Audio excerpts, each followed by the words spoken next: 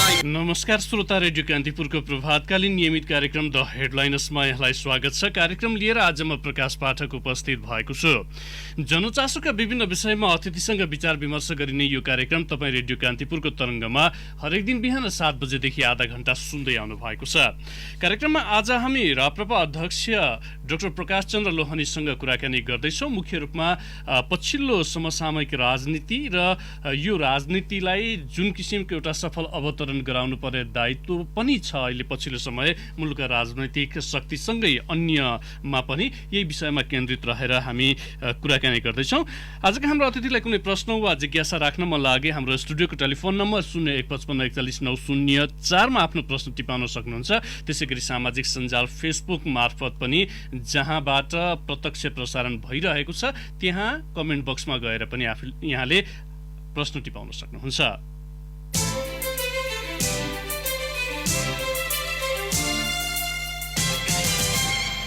नेपाली जनताले विकास, समृद्धि र स्थायित्वका लागि धेरै विकल्प प्रयोग गरे, तर आजसम्मका हरेक प्रयोग हाम्रो लागि धोकाधारी मात्र भएको छ। पछिल्ला 4 दशकमा मुलुकमा राजनैतिक रूपमा धेरै उतार चढावहरू पनि आएका छन्। जनताकै सहयोगमा भएका हरेक परिवर्तनपछि उनीहरूले गरेका अपेक्षामा राजनैतिक नेतृत्वको नजर कहिले पर्न सकेको छैन। जनताको ठूलो साथ पाएर पनि नेतृत्वमा देखिएको बेइमानीका कारण आम जनता आज पनि प्रश्न गर्न बाध्य भइरहेका छन्। राजनीति जनता र देशका लागि होइन, आफू र आफ्नो समूहका लागि मात्र हो भन्ने आशंकालाई हरेक दलको आचरणले चरितार्थ बनाइसकेको छ। मुलुक बारम्बार दुर्घटनामा पुग्नुमा तत्कालीन अवस्थामा एक पात्रको भूमिका अलि बढी होला, तर त्यसको भागीदार हामीले दिनहुँ देखेका, हेरेका र भोगेका नेताहरू नै छन्।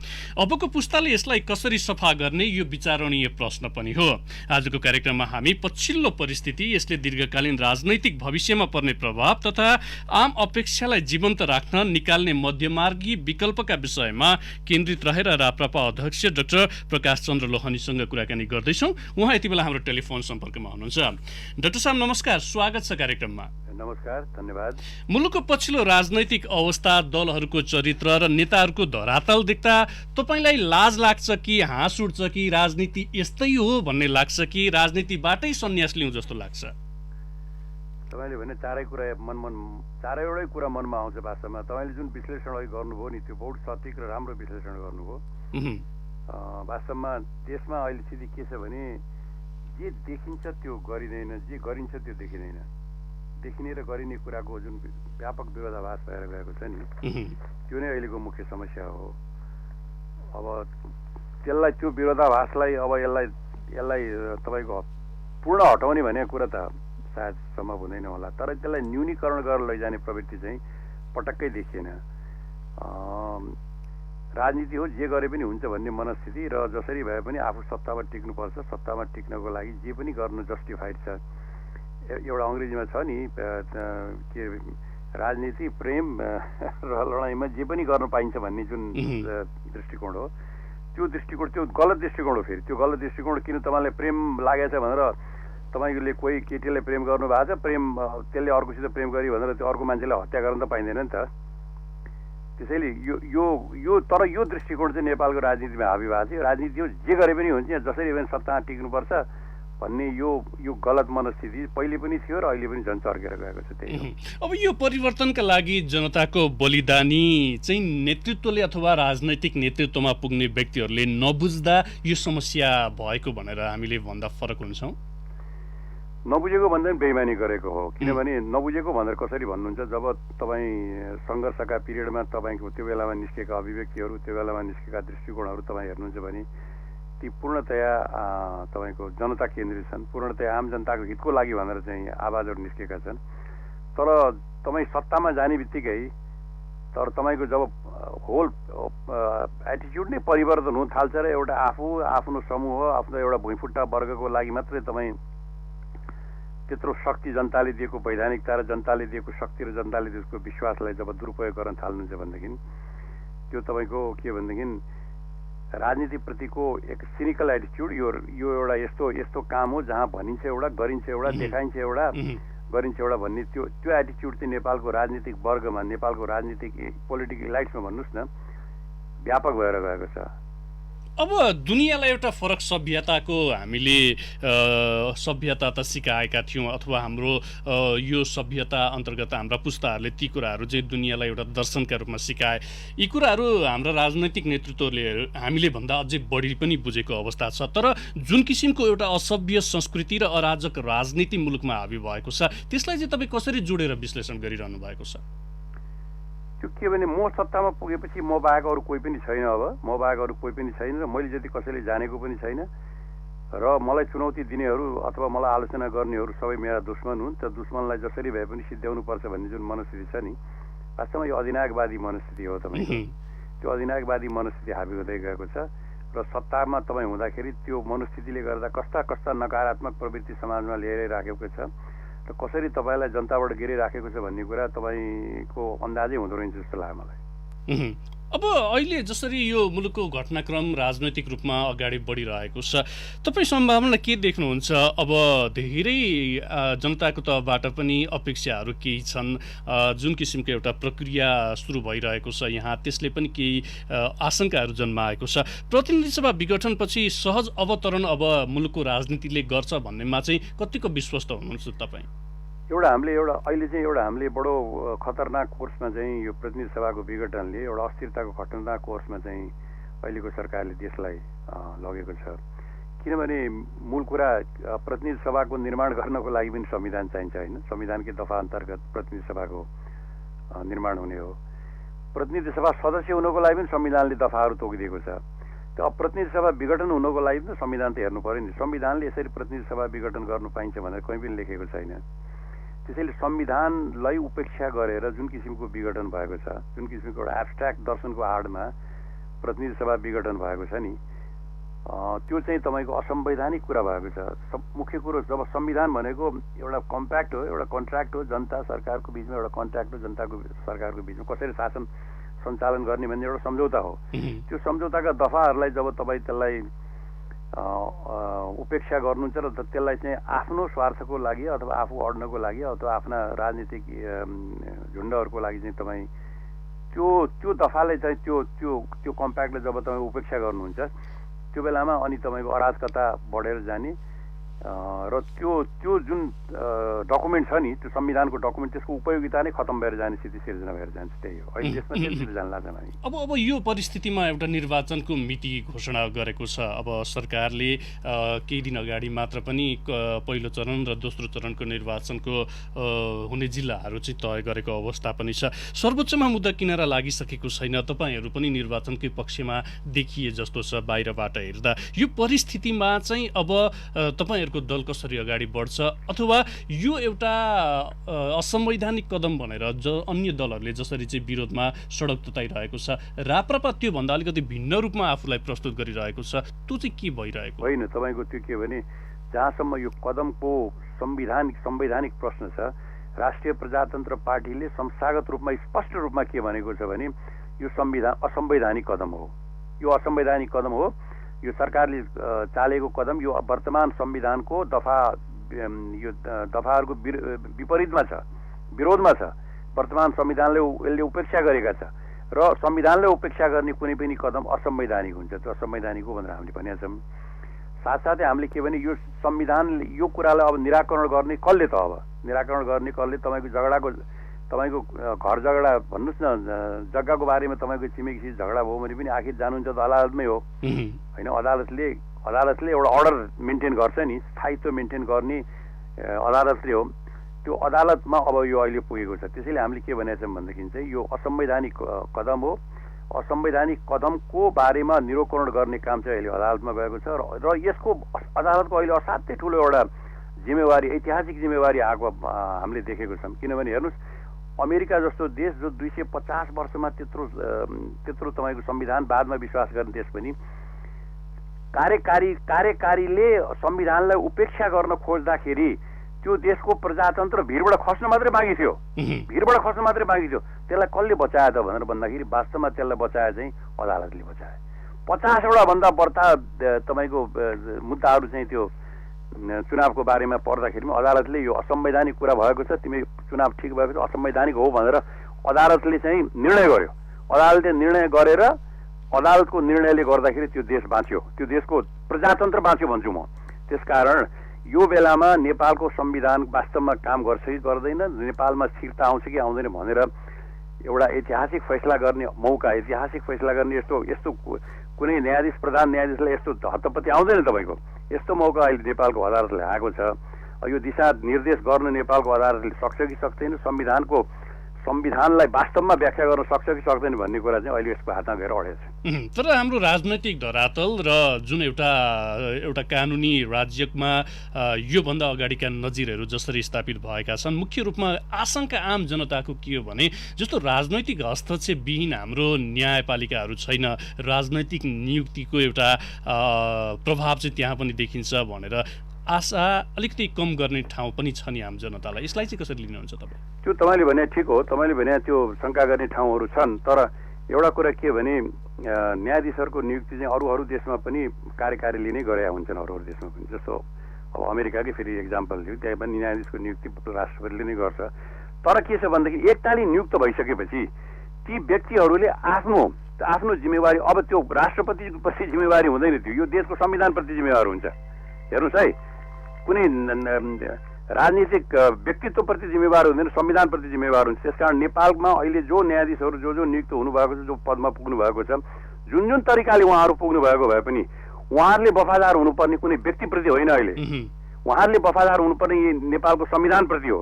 संविधानप्रति जब न्यायालय वफादार हुँदैन भने त्यो बेलामा त्यो संविधान ध्वस्त भएर जान्छ र त्यो बेलामा त्यो देशमा अराजकता जान्छ र तपाईँको अधिनायकवाद अथवा विभिन्न किसिमका विदेशी हस्तक्षेप या अधिनायकवादको सुरुवात हुन्छ। कुन दिशामा नेपाल जान्छ भन्ने कुरा अब अहिले गएर त्यहाँ अड्किएको छ।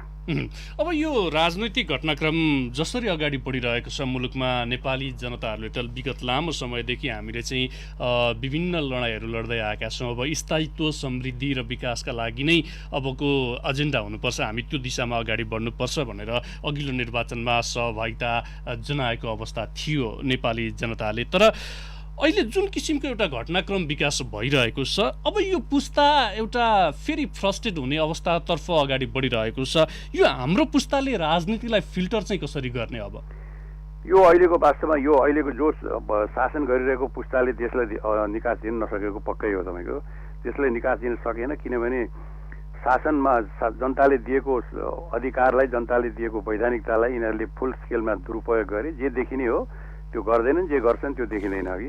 त्यसकारण जस्तो उदाहरणको लागि भन्नुहोस् न, भ्रष्टाचारकै कुरा गर्नुहोस् न। भ्रष्टाचार बारेमा हामी चाहिँ यसलाई नियन्त्रण गर्छौँ, हामी चाहिँ यसलाई चाहिँ कुनै हालतमा हुन दिँदैनौँ भनेर त अहिले सत्तामा बस्ने सबैले भनिराख्नु भएको छ भ्रष्टाचार। त यदि तर ट्रान्सपरेन्सी इन्टरनेसनलले भन्छ यहाँ भ्रष्टाचार बढेर गयो, यहाँका सत्ताबाटै भ्रष्टाचारले संरक्षण पाइरहेको छ भनेर भन्छ, मान्छेले फिल गरिरहेको छ। यदि यसमा हामी प्रतिबद्ध छौँ भनेर जनताको विश्वास आर्जन गर्ने हो भने सबभन्दा अहिले आउटस्ट्यान्डिङ भ्रष्टाचारका इस्युजहरू छन् नि त। यो ओम्नी काण्ड छ, तपाईँको औषधि खरिदको काण्ड छ, सुन काण्ड छ, यो व्हाइट बडी काण्ड छ। यो स्वयं यो सरकारले नै स्वयं त्यसमा कमिसन गठन गरेको थियो, हामी छानबिन गर्छौँ भनेर, तर गरेको छैन, गर्दैन। आफूले भनेको कुरा पनि गर्दैन। भनेको 5 अरबको भ्रष्टाचार, यी भ्रष्टाचारका एक दुईवटा केसलाई मात्रै पनि तपाईँ चाहिँ सरकारले चाहिँ हामी इमान्दार छौँ भनेर देखाउने मौका त छ नि उसलाई, तर गर्दैन। किन भनेर भनेदेखि चाहिँ बेइमानी र भ्रष्टाचार चाहिँ नेपालमा शासनको चाहिँ नेपालको एउटा यस्तो एउटा अभिन्न अङ्ग भएर गएको छ र यसरी वृद्धि भएर गएको छ कि सत्ताको लागि पैसा र पैसाको लागि सत्ता भन्ने एउटा चक्रमा नेपालका राजनीतिज्ञहरूले देशको शासनलाई लगेर हालिसकेका छन्। र यहाँ आइडियोलोजी भन्ने दर्शन अथवा दृष्टिकोण अथवा सिद्धान्त भन्ने केही पनि छैन। अहिले सिर्फ के छ भने सत्ता र भ्रष्टाचार। यो चङ्गुलबाट मुक्ति पाउनको लागि तपाईँको यो चङ्गुलबाट मुक्ति पाउनको लागि कि त भइरहेका संस्थाहरूले यसको विरोधमा उत्रनु पर्यो, कि त भइरहेका तपाईँको संवैधानिक संस्थाहरू, अदालत भन्नुहोस् अथवा अख्तियार दुरुपयोग भन्नुहोस् अथवा संसद भन्नुहोस्, यिनीहरू सक्रिय भएर यिनीहरूले चाहिँ यसको लागि विरोध गर्न सक्नु पर्यो। यदि यो गर्न नसक्ने हो र यो कार्यकारीकै नियन्त्रणमा यिनीहरू जाने हो भनेर भने लेखेर राख्नु, त्यसमा अराजकता हुन्छ र त्यसमा अर्को विद्रोह हुन्छ। अब यो मुख्य रूपमा समस्या यति मात्र होइन, यहाँ धेरै समस्या छन् डाक्टर साहब। जस्तो अब कसैले कसैको अस्तित्व पनि स्वीकार्ने अवस्था रहेन मुलुकमा, अब किनभने राजनैतिक रूपमा जुन एउटा घृणित संस्कारको सुरुवात भएको छ त्यसले पनि त्यसमा ठुलो प्रभाव पारिरहेको छ। यो परिवेशमा तपाईँहरूको फरकदारले नेतृत्व लिने अवस्था चाहिँ रहन्छ कि रहँदैन भोलिका दिनमा? होइन, अहिले हामीले के भनिरहेको छ, नेपालको यस्तो स्थिति अहिले तपाईँले आउनको लागि चाहिँ किन आयो भन्नुहोस् त। अहिले किन आयो भनेर भन्दाखेरि एक किसिमले नेपालको जुन राष्ट्र प्रमुख हुनुहुन्छ, सम्माननीय राष्ट्रपति पद छ, त्यसको दुरुपयोग भयो हामीले देखेका छौँ। त्यो पदलाई हामी सम्मान गर्छौँ है, किनभने त्यो पद भनेको नै एउटा देशले सम्मान गर्नुपर्ने पद हो। तर त्यो पद त संविधानको संरक्षक हो नि त। त्यो पद त संविधानमा कार्यकारीले कुनै संविधानको विपरीत काम गर्न खोज्यो भनेर भनेदेखि म त संविधानको संरक्षक हुँ, तिमीले त्यो काम गर्न पाउँदैनौ है भनेर भन्ने अधिकार छ त्यसलाई। त्यसको जिम्मेवारी हो, त्यसको दायित्व हो त्यो। तर त्यो दायित्व हामीले निभाएको देखेनौँ। कार्यकारीले जे भनेको छ त्यसलाई 10 मिनटभित्रमा सही गरेर पठाउने परम्परा सुरु हो नि त। भन्दाखेरि नेपालमा अहिले हामीले देखेको चाहिँ के भने, नेपालमा राष्ट्र प्रमुख भनेको चाहिँ यो राष्ट्र प्रमुख भनेको संविधानभित्रको राज संस्थाले त्यो काम गर्न सक्छ है। कतिपय अवस्थामा संवैधानिक प्रजातान्त्रिक संविधान भएकै 2047 सालपछि पनि प्रजातान्त्रिक संविधानमा संवैधानिक राजा हुँदाखेरि पनि कार्यकारीले भनेको कुरालाई अदालतमा चाहिँ के हो, यो हुन्छ कि हुँदैन, कार्यकारीले भने संविधान बमोजिम हुन्छ कि हुँदैन भनेर त लेख्ने अथवा त्यसलाई सोध्ने हिम्मत त राज संस्थाबाट भएको थियो नि त। यसलाई यसरी पनि बुझ्दा हुन्छ डाक्टर साहब, जस्तो हाम्रो एउटा धरातलीय मियो चाहिँ अलिकति कमजोर भएर पनि यो समस्या अलिकति देखिने गरी बाहिर आएको हो। त्यसैले एउटा हो तपाईँले भन्नुभयो हो, त्यसैले के नेपालको एउटा संस्थागत धरातल भनेको सक्रिय होइन, संविधानभित्रको है उपस्थितिको लागि संविधानभित्रको राज संस्था नेपालको स्थायित्वको लागि धरातलीय मियो हो। त्यो मियोलाई हामीले हटायौँ। त्यो मियोलाई हामीले हटाएर त्यसको ठाउँमा यस्तो मियो लिएर आयौँ, यस्तो मियो अथवा यस्तो परम्परा र प्रवृत्ति ल्यायौँ कि कार्यकारीले जे भने पनि त्यसलाई चाहिँ आँखा चिम्लेर चाहिँ स्वीकार गर्ने र संविधानको रक्षा नगर्ने परम्परा त हामीले सुरु गऱ्यौँ नि। त्यसले गर्दाखेरि नेपालको संविधान सङ्कटमा अहिले परेको छ। अब यो अनेक विकल्प सकिएपछि पछिल्लो राजनैतिक नेतृत्व अथवा देशको मुलुकको राजनीतिको केन्द्र भागमा रहेका दल अनि तिनका शीर्ष नेताहरूका अभिव्यक्ति र एउटा फरक हिँडाइ पनि तपाईँहरूले त मूल्याङ्कन गरिरहनु भएको होला। यो हरेक विकल्प सकिएपछि प्रधानमन्त्रीकै कुराकानी गर्छु। जस्तो प्रधानमन्त्री केपी शर्मा ओली पछिल्लो समय सांस्कृतिक राष्ट्रवादको अभ्यासमा हुनुहुन्छ। यसले तपाईँहरूको एजेन्डामा चाहिँ बल पुग्ने अवस्था रहन्छ कि रहँदैन? होइन, यसलाई मैले तपाईँको चाहिँ के भने त्यसलाई सिरियसली हामीले लिएको छैनौँ। हेर्नुहोस्, किनभने अब आफ्नो संस्कृतिमा म अब विश्वास गर्छु अथवा आफ्नो संस्कृतिमा म चाहिँ पूजापाठ गर्छु भनेर कसैले भन्छन् भने त्यसलाई चाहिँ तपाईँले अन्यथा लिनु चाहिँ मिल्ने देखेको छैन। तर त्यसलाई अन्यथा लिनु मिल्ने, तर त्यसलाई तपाईँले प्रयोग गर्न खोज्नुहुन्छ, तपाईँले आफ्नो स्वार्थको लागि आफ्नो राजनीतिको लागि चाहिँ प्रयोग गर्न खोज्नुहुन्छ भने त्यो अवसरवादी प्रवृत्ति मात्रै हो। त्यो त स्पष्ट रूपमा देखिएको छ नि, किनभने अब निर्वाचनको माहौल जसरी बन्ने अवस्था सृजना भइरहेको छ त्योसँग जोडेर यी घटनाक्रमहरू भइरहँदा त भोलि आशंका गर्ने ठाउँ त रह्यो। त्यो चाहिँ के भने कुनै एउटा सैद्धान्तिक दृष्टिकोण यदि उहाँहरू आफूलाई कम्युनिस्टै भन्नुहुन्छ भने त्यसको सैद्धान्तिक परिवेश के छ त्यो उहाँहरूलाई थाहा हुनुपर्ने हो होइन। त्यो हुँदाहुँदै पनि जुन किसिमका प्रयास गर्नुभएको छ त्यो चाहिँ के भने जनताको मन तपाईँको त्यो एङ्गलबाट पनि लिन सकिन्छ कि जनताको मन भनेर लिने एउटा अवसरवादी प्रवृत्ति मात्रै हो। त्योभन्दा बढी केही पनि यो अवसरवादी प्रवृत्तिले त सबै कुरा बिगारिराखेको छ। अब मुख्य रूपमा हामी चाहिँ क्षणिक असन्तुष्टि लगत्तै विकल्प खोज्ने परिपाटी अथवा त्यो संस्कारबाट यो अवस्थासम्म आइपुगेका छौँ। हामीलाई केही कुरामा अलिकति चित्त बुझेन भने त्यसको विकल्पतिर जान्छौँ, हामी त्यसलाई सफा गर्न भन्दा पनि त्यो अवस्थाले चाहिँ यो अवस्था अथवा यो घटनाक्रम बढ्दै गएर यो अवस्थासम्म हामी आइपुगेका हौँ। डाक्टर साहब, यो विकल्प भनेको के भने त्यो तपाईँले त्यो संरचनाभित्र नै कुनै विकृति निस्क्यो भने त्यसलाई सफा गर्ने काम पनि त्यो संरचनाभित्रै तपाईँले बनाउनुपर्छ। हाम्रो प्रजातन्त्र भनेको पनि एउटा तपाईँको त्यो संरचना हो जहाँ विकृति ननिस्कने भन्ने कुरा छैन, निस्कन्छ। अमेरिकामै निस्किया देख्यौँ हामीले, विकृति निस्क्यो नि त। विकृति निस्किए पनि त्यसलाई सफा गर्ने काम पनि त्यो संरचनाभित्रै हुनुपर्छ। र प्रजातन्त्रमा त्यसैले यो शक्ति चाहिँ कार्यकारी न्यायपालिका स्वतन्त्र हुने भने कारण पनि त्यही हो। कार्यपालिकाबाट विकृति निस्क्यो भने न्यायपालिकाले त्यसलाई सफा गर्नुपर्छ अथवा अरू संवैधानिक अङ्गले सफा गर्नुपर्छ। तर संवैधानिक अङ्गहरू विकृति सफा गर्ने अङ्गहरू नै विकृत भएर जान थाल्यो भनेदेखि त्यो संविधान र त्यो व्यवस्था तपाईँको मासिएर जान्छ, मासिएर जान्छ, इतिहासले देखाउँछ मासिएर जान्छ, ढिलो चाँडो त्यसमा अराजकता देशमा बढेर जान्छ। र हाम्रो जस्तो संवेदनशील सानो देश, दुईटा ठुल्ठुला शक्तिहरूको बिचमा रहेको देशमा यस्ता किसिमका प्रवृत्तिहरूलाई हामीले रोक्न सकेनौँ। आफूले भित्र नै त्यो सिस्टमले सफा गर्न सकेन भने देश चाहिँ देश नै कहाँ पुग्छ भन्ने कुरामा चाहिँ ठुलो प्रश्न चिन्ह आउँछ। अहिलेको समस्या भनेको त्यही हो, देशलाई नै उहाँले धरापमा पार्नु भएको छ। अब के देख्नुहुन्छ तपाईँ भोलिको राजनीतिक परिदृश्य चाहिँ कस्तो देख्नुहुन्छ? किनभने यहाँ त विभिन्न अड्कलबाजीसँगै एउटा अदालतको निर्णयको प्रतीक्षा, निर्वाचनको तयारी हो कि अब के गर्ने भन्ने एउटा अन्योलता पनि छ। कसरी अगाडि बढ्छ, के विश्लेषण गरिरहनु भएको छ? होइन, हामीले अदालतको निर्णयलाई त हेर्नुपर्छ, अदालतको निर्णयलाई हेर्नुपर्छ। र तपाईँले के भने म अदालतले जेसुकै निर्णय गरोस्, म अदालतको निर्णयलाई मेरो पक्षमा आयो भने मान्छु, नभए मान्दिनँ भन्ने त्यो मनस्थितिलाई राखेर तपाईँ जानुभयो भने पनि समस्या आउँछ मैले देख्दाखेरि। त्यसैले यो सिस्टममा तपाईँ विश्वास गर्ने ज्यालसम्म यो सिस्टम कि त भन्नुहोस् यो सिस्टममा विश्वासै गर्दिनँ, यो सिस्टममा विश्वास गर्ने ज्यालसम्म यसका अवयवहरूले गरेको निर्णयलाई को संवैधानिकता जाँच्ने संस्था, त्यो संस्थाको निर्णयलाई कुर्नै पर्छ। तपाईँको त्यो संस्थालाई तपाईँले महत्त्व दिनै पर्छ। भनेपछि यो प्रधानमन्त्री केपी शर्मा ओलीको जुन एउटा कदम छ त्यसलाई सर्वोच्च अदालतले सदर गरिदिए पनि हामीले सहर्ष स्वीकार्नुको विकल्प भएन भनेर हामीले बुझ्दा हुन्छ? होइन, अहिलेको संवैधानिक संरचना अन्तर्गत त्यो आउँछ। तर के भने सर्वोच्च अदालतले गरेको निर्णयलाई अस्वीकार गर्छु भनेर निस्कने थुप्रै तपाईँको आखिर यो समाज भनेको जे भनेको छ त्यसलाई स्वीकार गर्नुपर्छ भन्ने पनि छैन। सर्वोच्च अदालतले गरेको निर्णय यो संविधानको विपरीत हो, यो संविधानको विपरीत भनेर एउटा ठुलो सङ्ख्या जनतामा निस्क्यो भनेर, जनतामा आयो भने जनताले त्यसलाई नमान्ने स्थिति आयो भनेदेखि त देशमा तपाईँको चाहिँ फेरि अर्को परिवर्तनको श्रृङ्खला सुरु हुन्छ। डाक्टर साहब, यहाँलाई केही बेर कार्यक्रममा रोक्नुपर्ने बेला भएको छ, हामी छोटो ब्रेकमा जान्छौँ। ब्रेकपछि धेरै श्रोताका जिज्ञासा छन्, श्रोताका जिज्ञासामा केन्द्रित रहेर हामी थप छलफल गर्नेछौँ। कृपया टेलिफोन सम्पर्कमै बसिदिन यहाँलाई आग्रह गर्दछु। अहिलेलाई भने ब्रेकको पालो।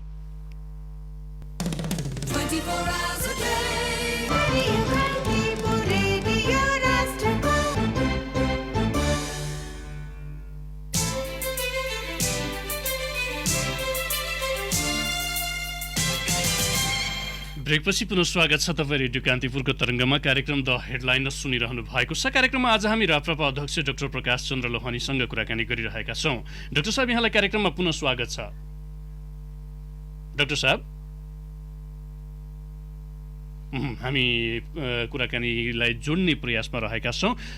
राप्रपा अध्यक्ष डाक्टर प्रकाश चन्द्र लोहानीसँग हामी कुराकानी गरिरहेका छौँ। मुख्य रूपमा पछिल्लो राजनैतिक घटनाक्रम र मुलुकमा जुन किसिमको एउटा अस्थिरता देखिएको छ पछिल्लो समय, मुख्य रूपमा गत पौष 5 गते प्रतिनिधि सभा विघटन भएपछिको अवस्थामा राजनैतिक जसरी तरङ्गमा देखिएको छ त्यही विषयलाई केन्द्रमा राखेर कुराकानी गर्दैछौँ। र पछिल्लो समय मुलुकमा जुन किसिमको ध्रुवीकरण बढ्दै गएको छ यसले भोलिका दिनमा पार्ने प्रभावका विषय पनि हामीले जोडेका छौँ। धेरै श्रोताहरूको जिज्ञासा रहेका छन्, श्रोताहरूका जिज्ञासामा हामी अबको छलफल केन्द्रित गर्नेछौँ र मुख्य रूपमा मुलुकको राजनैतिक भविष्यलाई लिएर जसरी अड्कलबाजी भइरहेका छन्, अब के हुन्छ, मुलुक कुन दिशामा अगाडि बढ्छ भन्ने किसिमका आम जनताको एउटा आशंका र एउटा चिन्ता पनि छ। त्यो चिन्तालाई अबको राजनीतिले कसरी चाहिँ नयाँ दिशा दिन्छ भन्ने कुराहरू पनि यो बिचमा धेरैले चासो र चिन्ताका रूपमा राखेका छन्। र मुख्य रूपमा मुलुकमा जुन एउटा हरेक आन्दोलन पछाडिका परिवर्तनहरू भएका छन्, परिवर्तन पछाडि राजनैतिक नेतृत्वले आफ्नो स्पष्ट रूपमा चाहिँ प्रतिबद्धता पुरा गर्न नसक्दाका परिणाम अहिले जनताले भोगिरहेको अवस्था हो भनेर धेरैको विश्लेषण पनि रहेको छ। डाक्टर लोहानी यति बेला हाम्रो टेलिफोन सम्पर्कमा आइसक्नु भएको छ। डाक्टर साहब, हजुर, यहाँलाई पुनः स्वागत छ कार्यक्रममा। धन्यवाद। धेरै श्रोताको जिज्ञासा छ, हामीसँग समय 5 मिनट मात्र छ, संक्षिप्त जवाबको अपेक्षा गर्छु। देवी प्रसाद खरेलले मैती देवीबाट सोध्नु भएको छ, अहिलेको व्यवस्था भन्दा पहिलेकै ठिक भन्ने अवस्था आएको छ, तपाईहरू अहिलेको गालीलाई अवसरमा बदल्दै अघि चाहिँ बढ्न किन सकिरहनु भएको छैन? तपाईँहरू त दुलाभित्र पसे जस्तो देखिन्छ हामीले हेर्दा भनेर सोध्नु भएको छ। होइन, त्यो होइन, हामी तपाईँको चाहिँ हाम्रो धारणा बडो स्पष्ट छ। नेपालको पहिचान सनातन हिन्दू राष्ट्र हुनुपर्छ र नेपालको राष्ट्र प्रमुख संविधानभित्रको उपस्थितिको लागि मात्रै होइन, संवैधानिक राज संस्था हुनुपर्छ भन्ने हाम्रो एजेन्डा स्पष्ट छ। यो अनुसार हामी तपाईँको देशव्यापी रूपमा एक भएर अहिले सङ्गठन गर्न हामी हिँडेका छौँ। र यो बाटोमा हामी लाग्छौँ तपाईँको। यो अहिलेको जुन दुईटै सरकार, दुईटै शक्तिहरू भन्नुहोस् न, नेकपा र नेपाली काङ्ग्रेस, दुईटैले उहाँहरूले यो देशलाई निकास दिन सक्नु भएको छैन। एउटा अर्को शक्तिको आवश्यकता छ, राष्ट्रवादी र प्रजातान्त्रिक शक्ति। त्यो शक्तिको रूपमा हामी आफूलाई स्थापित गर्छौँ। लक्ष्मीप्रसाद लामिछानेले धनकुटाबाट र त्यही आशयको प्रश्न सुरेन्द्र शङ्कर घिमिरेले सामाजिक सञ्जालमा पनि सोध्नु भएको छ। अबको राजनैतिक निकास चाहिँ के हो, तपाईँहरूले के देख्नु भएको छ? अबको राजनीतिक निकासको एउटा मुख्य तपाईँको कडी चाहिँ सर्वोच्चमा गएर अडेको छ। उहाँहरूले आफ्नो ऐतिहासिक दायित्वलाई बिर्सेर नेपालको संविधानलाई उपेक्षा गरेर उहाँहरू जानुभयो भने नेपालमा हाम्रो देशमा राजनीतिक अस्थिरता, अराजकताको श्रृङ्खला, नयाँ श्रृङ्खला सुरु हुन्छ। त्यसले देशलाई कहाँ पुर्याउँछ भन्न गाह्रो छ। बालकुमार बिरहीले चहरी सुनसरीबाट सोध्नु भएको छ। निर्वाचन आयोगका विषयमा पनि असन्तुष्टिहरू चुलिन थालेको पाइन्छ। यो असन्तुष्टिले कुनै प्रकारको अनिष्ट निम्त्याउन सक्छ मुलुकमा? हो, अनिष्ट निम्त्याउँछ तपाईँको, किनभने निर्वाचन आयोग पनि इमोबिलाइज भने काम गर्न नसक्ने अवस्थामा पुगेको छ। सरकारी पक्षबाट पनि त्यसलाई दबाब त्यत्तिकै छ, सरकारी पक्षबाट पनि दबाब छ र विपक्षबाट अर्को नेकपाकै अर्को शक्तिबाट पनि त्यसलाई त्यत्तिकै दबाब छ। त्यो दुईटा दबाबको बिचमा निर्णय गर्न नसक्ने निरीह भएर देखा परेको। खिमानन्द पोखरेलले सोध्नु भएको छ गुल्मीबाट। अब देश बिकाउको अवस्थातर्फ अगाडि बढेको भनेर हामीले बुझ्दा हुन्छ डाक्टर साहब?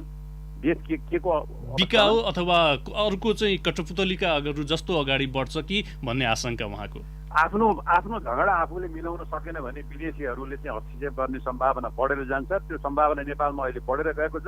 नेपालको राष्ट्रवादी नेतृत्व भनेर जुन सरकार आएको छ नेकपा, त्यसले नेपालको राष्ट्रियतालाई बलियो गर्ने होइन कि नेपालको राष्ट्रियता र नेपालको अस्तित्वलाई कमजोर पारेर लगेको छ। तर म तपाईँलाई एउटा कुरा भन्छु कि त्यो के भनेदेखि नेपाल भन्ने राष्ट्र यो 5000 वर्ष अगाडिदेखि रहेको राष्ट्र हो र यसलाई कसैले हस्तक्षेप गरेर नेपालमा आफ्नो प्रभुत्व स्थापित गरेर नेपालको अस्तित्वलाई समाप्त पार्न कोसिस कसैले गर्छ भने त्यो हरेक नेपालीलाई सही हुने छैन। हामी कसैलाई पनि सही हुने छैन। मेचीदेखि महाकालीसम्म सबै उठ्ने त्यस्तो विरोध।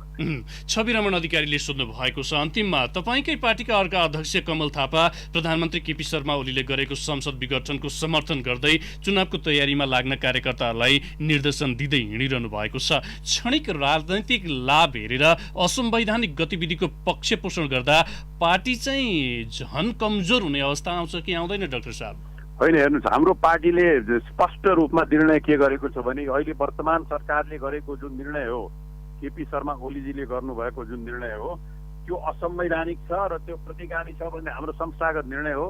मलाई लाग्छ यो संस्थागत निर्णयको बाहिर कोही पनि गएको छैन। हवस् त डाक्टर साहब, हाम्रो कार्यक्रमको निर्धारित समय सकिएको छ। यहाँको अमूल्य समय र विचारका लागि यहाँलाई धन्यवाद छ। हस्, धन्यवाद।